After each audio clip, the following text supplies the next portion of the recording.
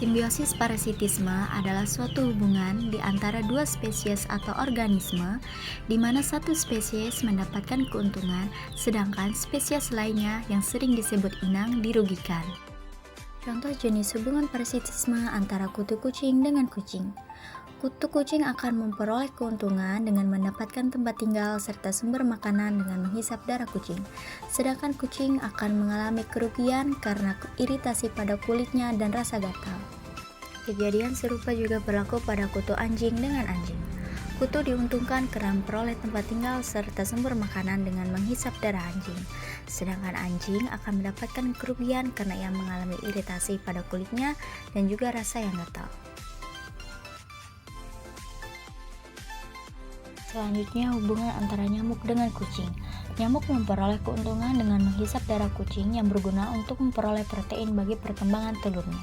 Sedangkan kucing dirugikan karena mengalami iritasi kulit dan gatal, bahkan adanya risiko infeksi.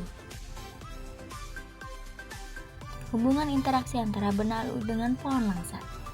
Benalu akan memperoleh keuntungan karena mendapatkan nutrisi dan tempat tinggal, tumbuh, dan berkembang. Sedangkan pohon langsat akan mengalami penurunan nutrisi serta risiko kematian. Hal itu terjadi karena benalu tidak hanya menumpang, tetapi ia juga menyerap dan mengambil unsur hara atau mineral yang berasal dari pohon langsat.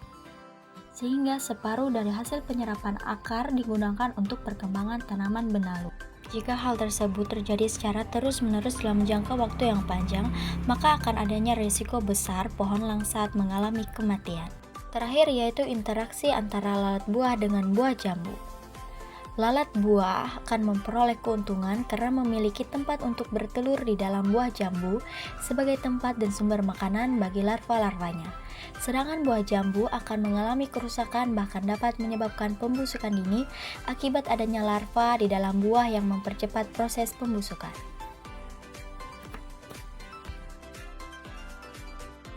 Simbiosis komensalisme adalah suatu hubungan simbiosis di mana suatu spesies makhluk hidup diuntungkan, sedangkan pihak lainnya tidak diuntungkan ataupun dirugikan. Contoh hubungan simbiosis komensalisme yang pertama terlihat pada tanaman anggrek dengan pohon langsat. Tanaman anggrek akan memperoleh keuntungan, yaitu memiliki tempat tumbuh yang tinggi sehingga memudahkannya mendapatkan lebih banyak cahaya matahari untuk kebutuhan fotosintesis.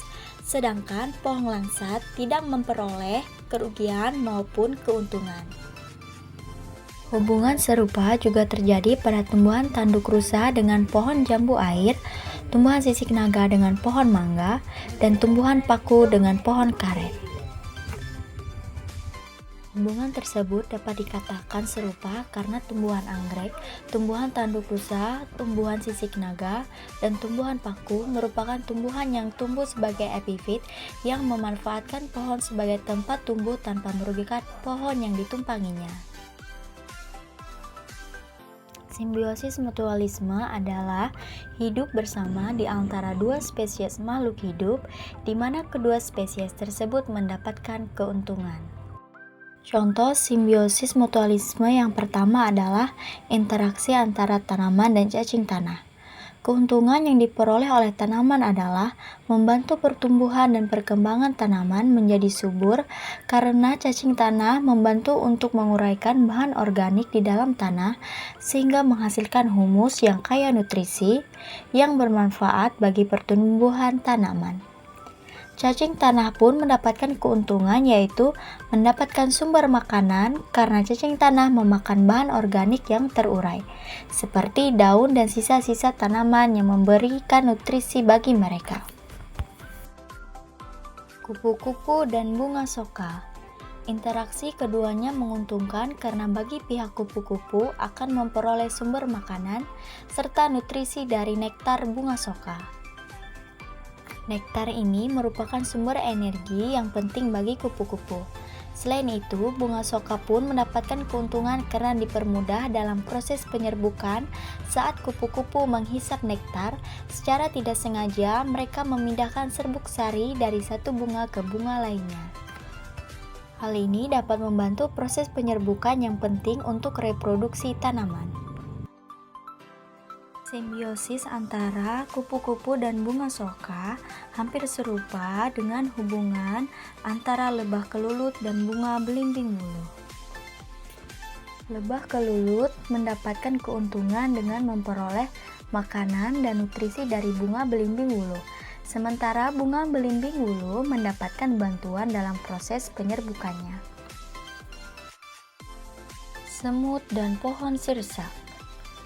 Semut memperoleh keuntungan karena ia mendapatkan sumber makanan dan tempat tinggal serta perlindungan, sebab semut mendapatkan nektar dari kelenjar nektaria yang terdapat pada pohon sirsak. Nektar inilah yang menjadi sumber energi bagi semut. Semut pun dapat membuat sarang di celah-celah batang atau daun pohon sirsak.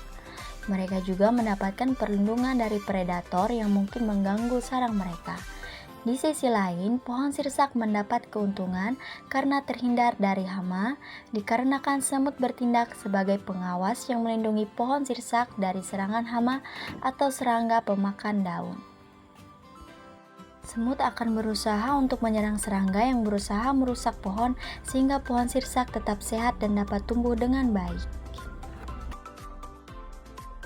Simbiosis mutualisme yang terakhir adalah semut dan kutu daun. Semut mendapatkan keuntungan yaitu memperoleh sumber makanan dari cairan manis yang disebut honeydew yang dikeluarkan oleh kutu daun. Sementara kutu daun mendapatkan keuntungan karena terlindungi dari serangan predator. Dengan adanya semut, kutu daun terlindungi dari serangan predator seperti burung dan serangga pemangsa. Semut akan berusaha menyerang hewan lain yang mencoba mengganggu atau memangsa kutu daun.